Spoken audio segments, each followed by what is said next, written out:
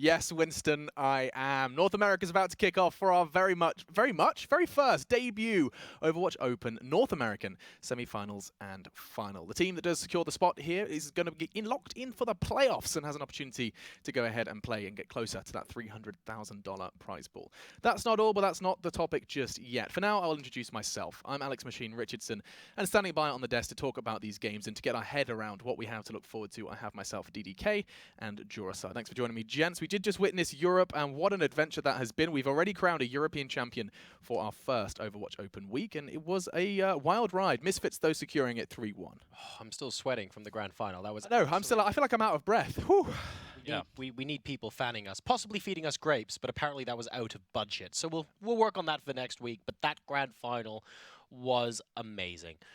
We had, I mean, everything was up and down. Dan, why don't you go ahead and talk us through, because that was the first time you casting both teams. I feel like I've said it quite a lot, but I want to hear from you what that was actually like, because I bet your predictions changed about 4 or 5 times throughout the course of that best of 5. Yeah, that is how it was. I mean, we saw Anox doing really, really great in the lead up to the matchup. It started off, and we were thinking, oh, it's gonna be really close. You know, we saw both teams already playing that match, so we had some expectations.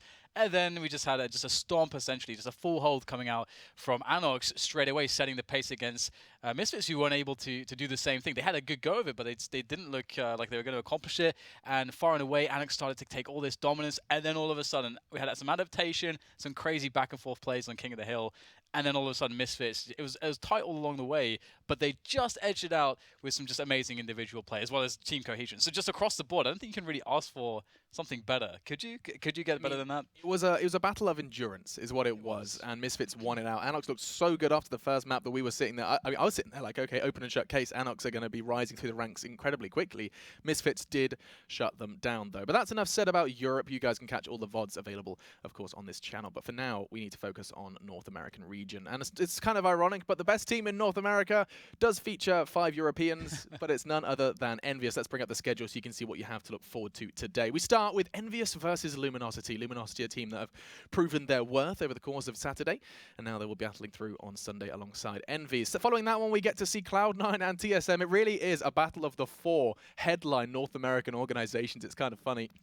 We get to see Cloud9, TSM, and of course the winners of both of those semi-finals will clash in the grand final to secure that playoff spot. Our first game is where we'll start this discussion now, gentlemen.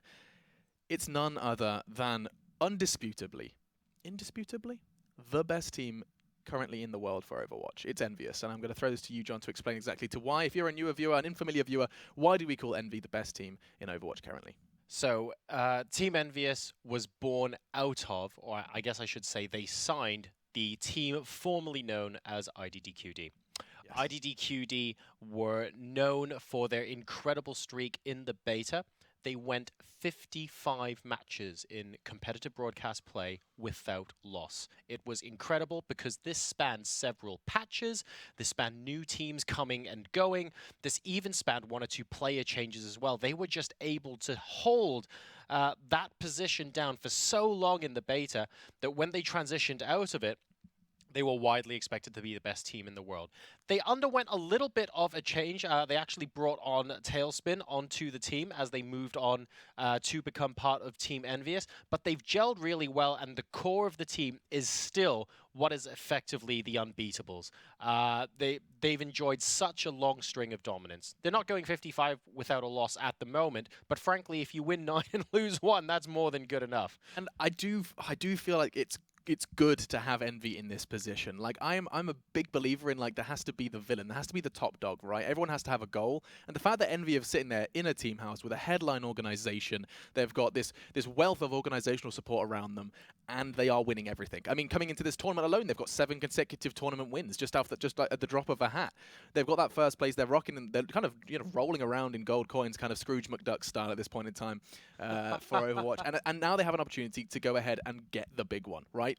$300,000. They need to get to that playoff spot, and I feel like anything other than winning this spot here in the finals, the first week, will be a loss in Envy's book, in Envy's eyes. Wouldn't you say, Dan? Oh, absolutely, yes. I mean, this is not the time to fall off exactly. Of course, we've had all these patches, all the changes, but again, as pointed out, they've been able to find consistency. And a lot of that is actually, I mean, we tend to see this skill set underplayed a little bit in some other titles, like your Counter-Strikes and various other things. And the skill set I'm talking about is just generally having a brain for the game and having a way to implement all the changes. For example, if a new map comes into play or if there is a change in the patch, having the ability to actually foresee how things are going to go and kind of be the first to innovate and implement. That is the skill set that goes so far in this kind of a situation. They seem to have that in spades.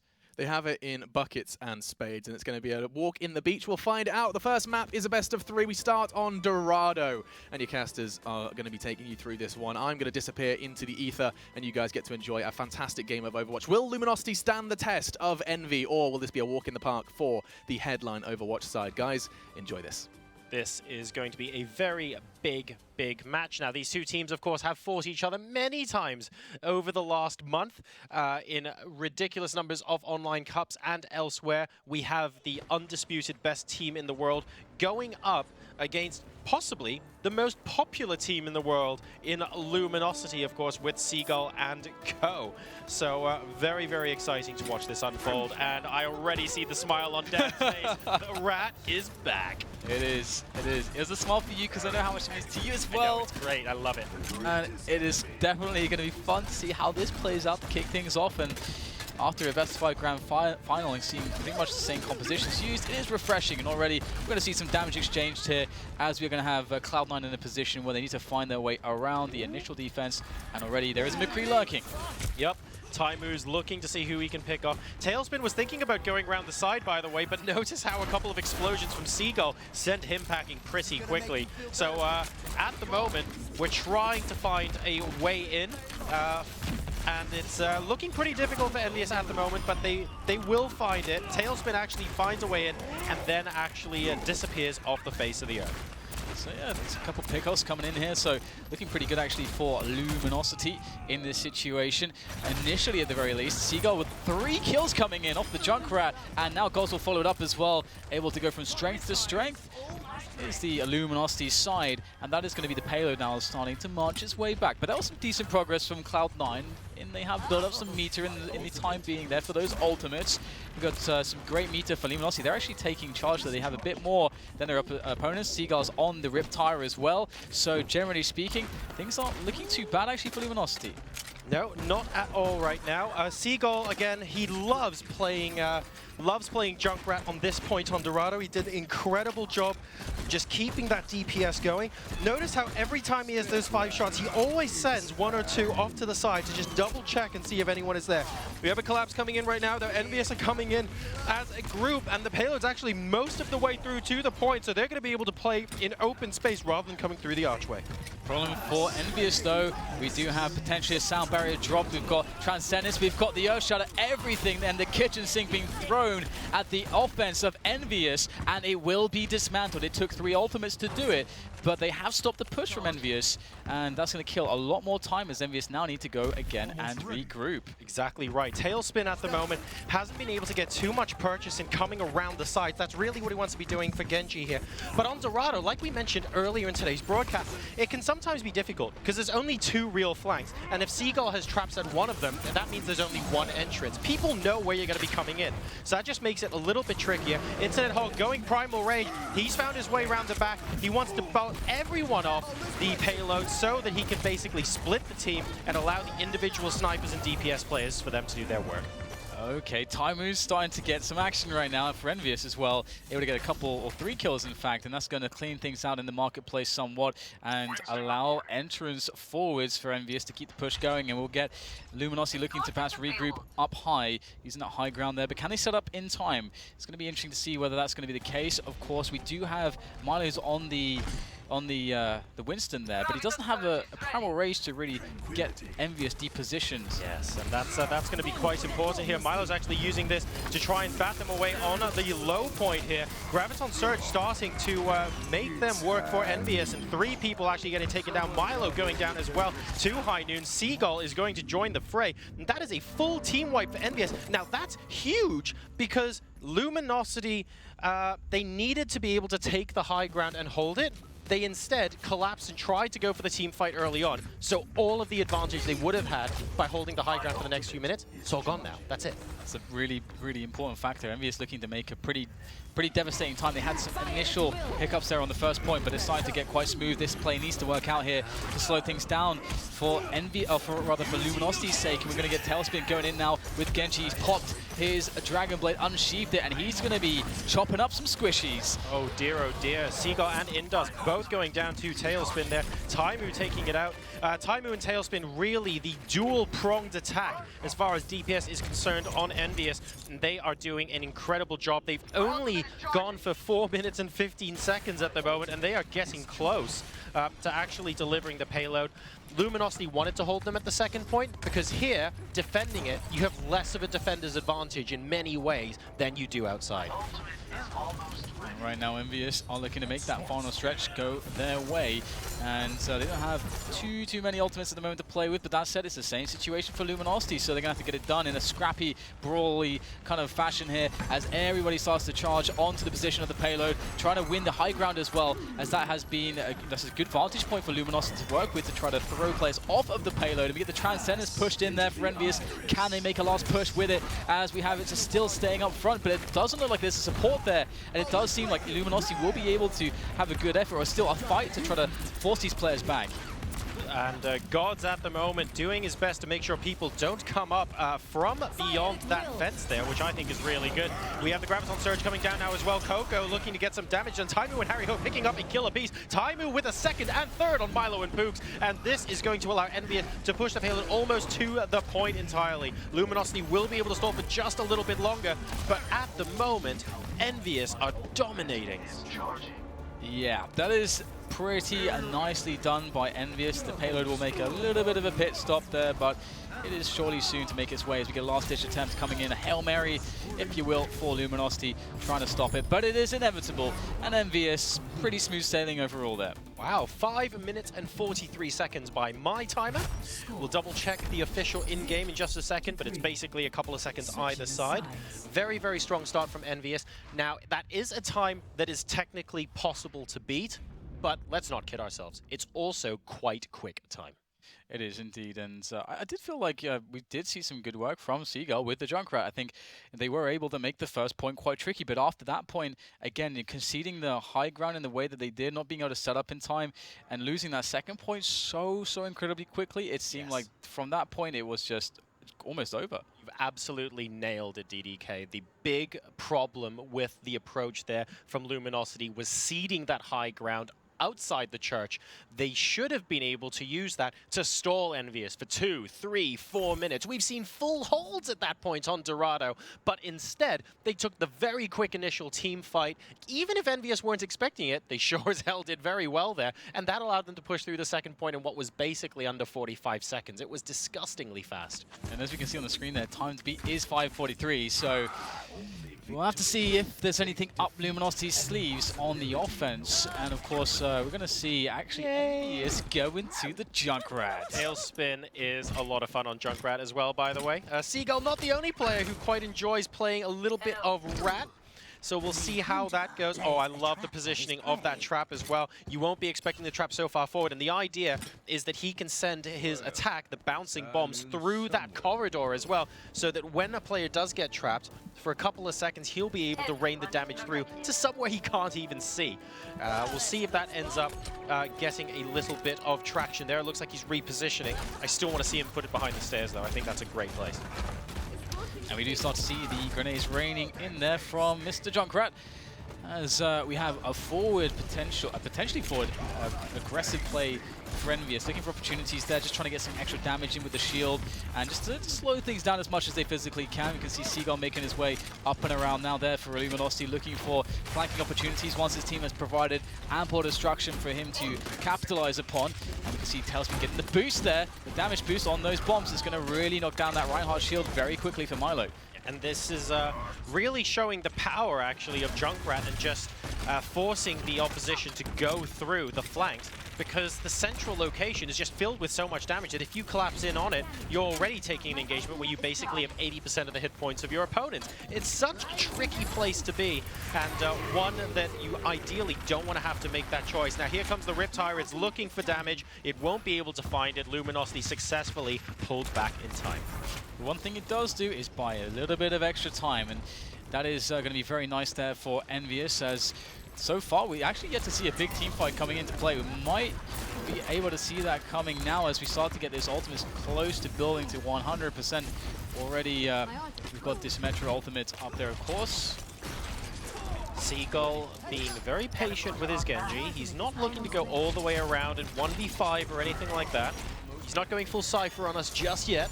But he does have the potential to do that, so we'll be keeping an eye on his positioning. Luminosity just looking for the gap. Where are they going to be able to come in? Milo is using his shield to just scout out, identify any potential weak points, but EnVyUs at the moment standing solid. Here comes the collapse, though. Will they win the engagement? And we saw a quick glimpse of that portal as well, so that will be fast reinforcements, but that's also less damage in the fight there from the Symmetra, as we have everybody into the mix now in the marketplace. The Earthshadow is going to be going down there, and it's actually going to be a loss of frags made here by Luminosity, but will the difference be made here? Will the teleporter be cut down in time? Will they spot it? Surely they should be looking for it, but I don't think it's really going to matter too much, because it's just such a clean wipe that there's really not much Luminosity, I think, or rather, sorry, EnVyUs can do to get back in there in time. Yeah, that was really well executed, actually, from Luminosity. I think the patience really paid off. You can see, by the way, this is in direct contrast to a very aggressive team like we saw Anox earlier, where every single team engagement was, we're rushing in, this has to be done in less than 15 seconds. Luminosity are playing this very patiently, are trusting Enigma and Milo, who, by the way, has now switched on to Winston, to hunt around for when the best position is going to be, and EnVyUs are actually going to be coming down first, keeping Chipsogen and Tailspin up top though. Yeah, looking to try to bust this push now. Preemptively, love this proactive play, and we're going to have a very nice boost there straight into the ranks of EnVyUs, trying to push them back there to keep that payload moving, and they're doing a good job about it actually. Luminosity making some good time with the payload at the moment.